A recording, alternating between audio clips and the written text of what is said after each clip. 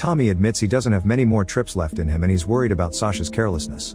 He thinks luck is eventually going to run out and claims that's what his lucky compass is saying, but Sasha slaps it off his hands. She also playfully punches his back when he says it hurts. In the end they agree to leave and come back after the storm is gone. The wind is causing lots of debris to fall, so they have to stay close to the wall and keep their heads down. Tommy says they should rest on the ledge. Causing her to slip too. In order to survive, Sasha has no choice but to let Tommy go. She holds tight to the ledge and cries as she watches her boyfriend fall to his death.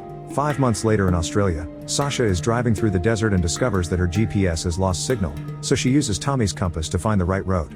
When night falls, she camps near a cliff and remembers everything Tommy about Blackstone Bay, which in his opinion is a much better place. He warns her that the area can get a bit intense, but Sasha assures him she can handle it and drives off without letting him finish. After many hours of driving, Sasha stops by a lake to spend the night. Suddenly 2 more cars park nearby and Sasha is irritated to see that the hunters are back. Their dog keeps barking at her while the men handle the deer they killed. Sasha picks up her things and gets in her car before a guy knocks on her window. The night, she ignores him until he leaves on a branch to let them dry and eats some of the jerky. The next morning, Sasha discovers that her things are gone. When she returns to her tent, she's startled by a snake. Afterward she continues kayaking and finds a boat abandoned near a path, so she decides to investigate. Among the trees, there's a small camp and Ben, who is very happy to see her. Sasha explains she lost all her things including her food and phone, so Ben blames it on the wombats and shares his food. While they have some fish, Sasha asks why Ben named his jerky. Sasha tries to leave, but Ben blocks her and she notices her bracelet on his wrist. Ben admits he took her things and brings her bag out of his tent. He also grabs his crossbow and a speaker, where he starts playing music. He explains he's restocked all her essentials but he's keeping her phone. Now she has until the end of the song to get as far away as possible. While Ben dances, Sasha starts running as she can. She makes it to the river and quickly gets on her kayak to start paddling. As soon as the song ends, Ben starts moving as well, keeping an eye on Sasha by running along the shore. The current is quite strong and ends up throwing Sasha down the waterfall, so her kayak is overturned. After some struggle to disconnect the harness, Sasha grabs her bag and swims to the nearest land while her kayak floats away. When Ben appears above her wet jacket, she starts running again and a chase ensues. Ben keeps shooting arrows at her and Sasha dodges them all, but one still manages to slash her leg. Eventually an arrow hits her bag and knocks her down, causing her to roll down the hill and slide off the cliff until she falls into the river. Sasha tries to swim but the current is too strong and drags her through the canyons. By holding onto the rocks, she reaches the calm pond by the waterfall and comes back to land. Then she checks the family's phone, but the fall has broken it. In the bag, she finds a snack and water and consumes them both. She also finds her pepper spray and leaves in the closer he leaves, and Sasha can come out to run again. Once she finds a safe spot, Sasha takes out her binoculars and discovers that Ben is near his boat.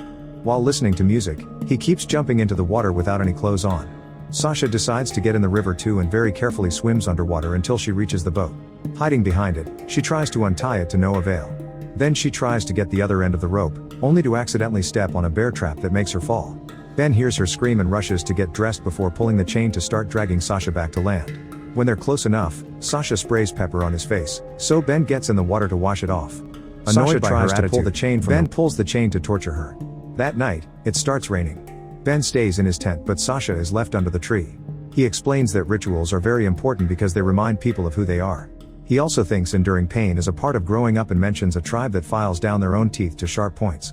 The next morning, Ben handcuffs Sasha and ties her to the boat to take her away, but he won't tell her where they're going. He reveals he got her name from the ranger's office and did some research, so he knows that Tommy is dead. He also tells Sasha that the family from the video didn't put up a fight, revealing the dead kids on the ground. When he says that nothing goes to waste, Sasha notices the pieces of flesh that were left to dry and realizes he's been making beef jerky from human bodies. Sasha panics and tries to run, but Ben pulls the chain to bring her in and takes off her shoes, telling her to rest. Then he asks if he has a problem, so Sasha theorizes that people have hurt him and tries to offer her sympathies. Suddenly Ben pulls out his fake teeth, revealing that his real ones are pointy and sharp. He puts Sasha's fingers in his mouth so she can feel them and when she asks him to stop, he runs away. Not knowing what to do, Sasha looks around and finds a suitcase with old objects, including a picture of baby Ben with his mother. At that moment Ben comes back and drags her deeper into the cave, where he uses a contraption to hang her by her wrists. Then he opens a barrel of homemade salt brine, calling it the perfect tenderizer. When Sasha asks about to disconnect it from his harness. Unfortunately she can't, so she moves the chain and swims to the surface with Ben. Afterward she grabs a rock and tries to break the chain to no avail.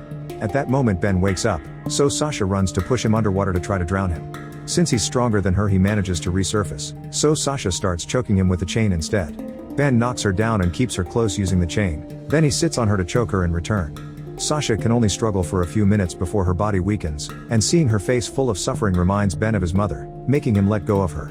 Immediately Sasha takes the chance to punch him and grabs the rock to repeatedly bang it on his leg. Ben responds by kicking her face, breaking her nose. When Ben cuts his pants with his pocket knife, he discovers his leg is broken too. For the next few hours, they can do nothing but rest on the sand while dealing with the pain. Eventually night Sasha falls and refuses Sasha to answer. reveals she gets depressed. Eventually she reaches a ledge and ties the ropes to a small tree. Then she starts taking off the harness, so Ben pulls the rope again to make her slip off. This time she manages to hold on to the tree, so Ben's pulling finishes taking the harness off. Now Sasha can climb back on the ledge and untie the ropes, letting Ben fall to his death. Although she has no equipment, Sasha keeps on climbing, making risky